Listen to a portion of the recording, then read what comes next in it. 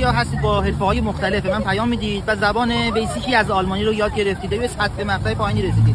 دوست عزیز شمایی که میگه آقا مؤسسه‌ای معرفی کن یا یه کارگزار معرفی کن یا کسی تو آلمان معرفی کن که بتونه برای من کار پیدا کنه یا کاری بکنه یا کار منو پیش ببره، دوست عزیز شما باید زبانتو به حد سطح مناسبی از مکالمه برسونی و در همون زمینه‌ای که مد نظرته، حالا چه برای آسپیدلون اقدام بکنی چه برای اون کاری که فکر می‌کنی.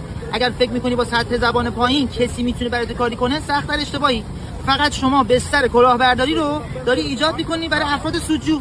خب دوست عزیز سطح زبانتو بیار بالا، یه ایمیل بزن به اون کارفرمایی که مد نظرته. شما وقتی با کارفرما خودت نمیتونی ایمیل بزنی صحبت بکنی، چجوری توقع داری مثلا یکی مثل من میاد بره برات صحبت کنه؟ منم که دارم بهت میگم اگر میخواستم سر تو کلاه بذارم میگفتم باشه بیا من برات انجام میدم، که پول ازت میگرفتم و کاری نمیتونستم بکنم. فرض کنید شما تو اون حرفه بخوای به کارفرما من برام بگم آقا این آقا مثلا این کارو بلده، زبانش هم در این حده، خب چجوری تو میخوای بری بعد چجوری تو رو من اون متقاعد کنم که تو میتونی براش کار کنی وقتی زبان سطح مناسبی نداری؟